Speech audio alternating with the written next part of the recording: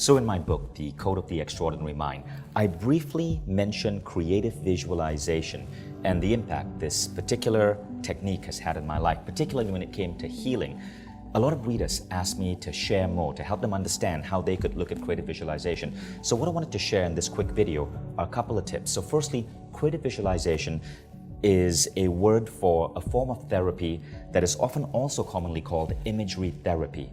And I got fascinated by it because I read about how doctors like O. Carl Simonton of the Simonton Research Center had found that by taking patients and having patients visualize certain things in their head, many of these patients could go through an accelerated healing, even from deadly diseases like cancer. Dr. O. Carl Simonton called it imagery therapy, and you can learn more by Googling his name.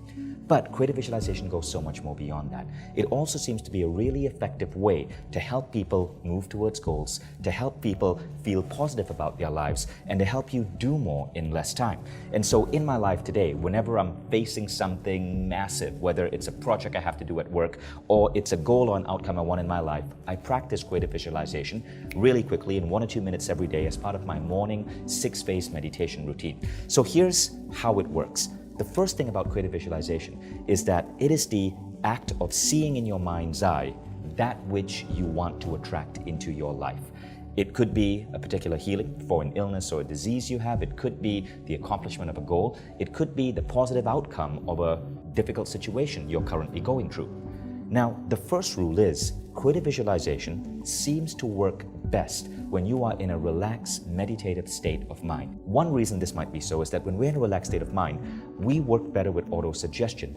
In a way, one of the things you're doing at creative visualization is practicing auto-suggestion. It's like a form of self-hypnosis. You are telling yourself, commanding yourself to heal in a certain way, to attain a goal in a certain way. And this tends to be more powerful when you're relaxed. So it's not something you would do while you're, say, sitting in a subway car during commute with all of that noise around you. It's something you would do sitting up in bed before, during, or after your regular meditation routine. So get yourself into a relaxed state of mind. Studies have found that you are more susceptible to autosuggestion when you are at the alpha level of mind, which is a brainwave frequency where you go from beta or waking consciousness to alpha states of mind, which is where you're relaxed, you're meditative. It's that state you're in when you just wake up in the morning or when you're about to take a nap. So one of the best times if you are new to meditation is in the morning when you just wake up. Now, here's how the process works. So close your eyes and directly in front of you, imagine you're seeing a television screen. A large television screen. Like think of the fanciest, largest, most high-res TV screen you've ever laid your eyes on, and picture that in front of you.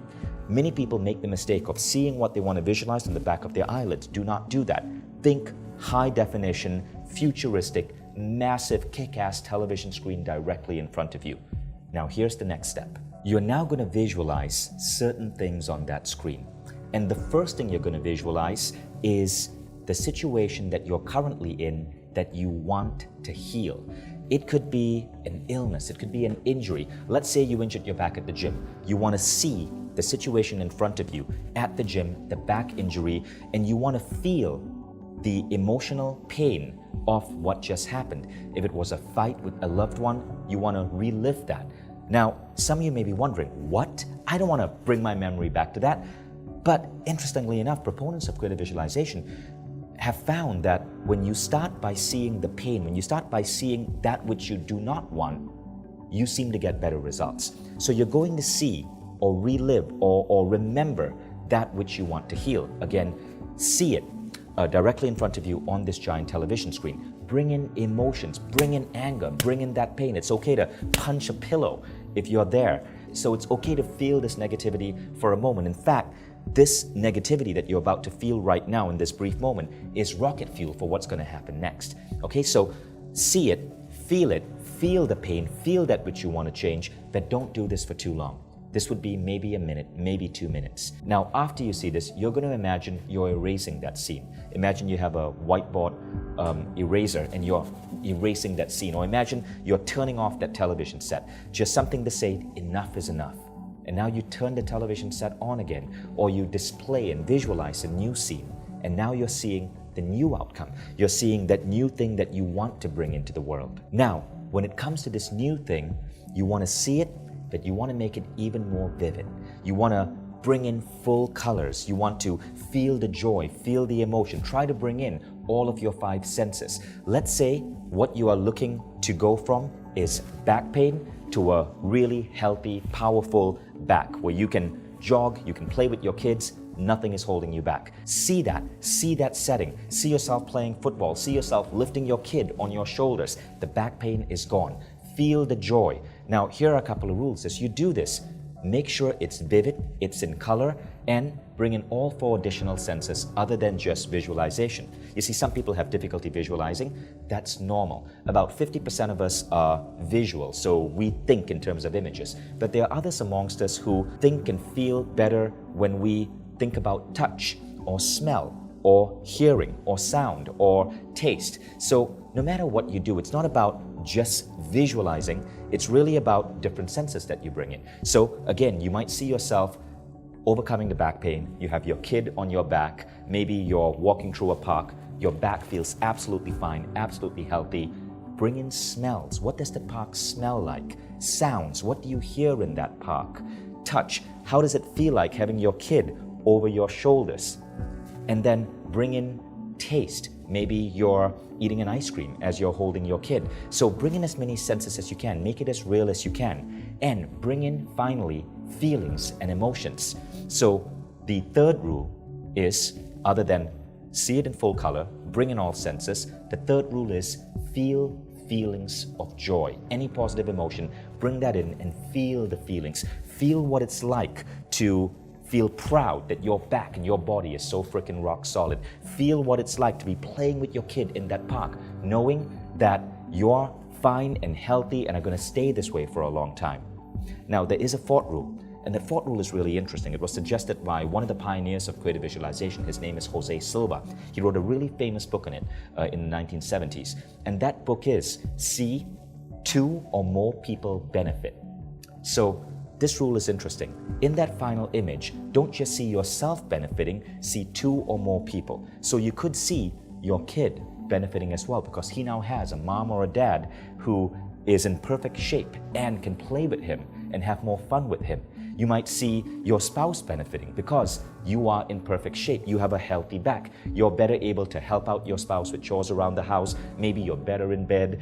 You are healthy. See 2 or more people benefiting. Okay, so again, let's do a quick recap. You are going to see it in full vivid color, bring in all your senses, feel emotions, see 2 or more people benefiting. And all of this is happening on that giant futuristic television screen directly in front of you. And now you're done. When you've experienced that taste of positive feelings, when you've seen 2 or more people benefiting, you're good. You can now open your eyes and step out into the world.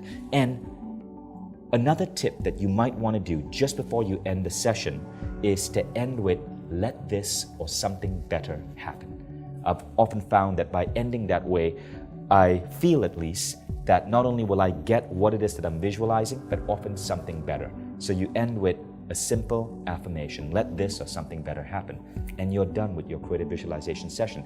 It's that easy. So quick recap. You can apply creative visualization to healing, to resolving any problem, to accomplishing a project. Now, as I do this recap, let me pick something different. Let's say it's a goal at work. Let's pick something really common. You have a project or a target you have to hit at the end of the month. Okay, so you would start by doing this early in the morning when you're in your meditative level of mind and feel your current situation. Maybe the revenues aren't in yet. Maybe the project is in shambles. You're seeing that in that giant television screen. You're feeling the anger, feeling whatever negative emotions you have, but you're not doing this for long, maybe a minute. Now, you imagine yourself turning off the TV or erasing the scene, turning back on the TV or projecting a new scene to it, and now it's in full color. You see yourself as if the project has already finished, as if it's already moving along beautifully and has wrapped up. You see your team celebrating. You bring in all your senses. You smell the sounds in the office, maybe bottles of champagne popping. You hear the sounds of people high-fiving each other as this project wraps up. Bring in all your senses. Third, you feel celebration. You feel joy. You feel that feeling of accomplishment. Think about your internal feelings. What would you feel if this project was truly done? And fourth, see 2 or more people benefiting. Your clients, your co-workers, the people around you, and now you're done. Before you open your eyes and step out of this particular session, you would now say, let this or something better happen. So those are the basics of creative visualization. That's what I do. I found that it's a really powerful tool, and that I find that I function better in life, not just when I'm doing things in the physical world, but when I'm doing this simple mental rehearsal and conditioning exercise in the mornings before facing my day. And I find that since I've been doing this, and I've been doing it now for almost, well, I started when I was 14. It's really helped me accelerate what I'm able to do in life. So I hope it works for you as well. Thank you.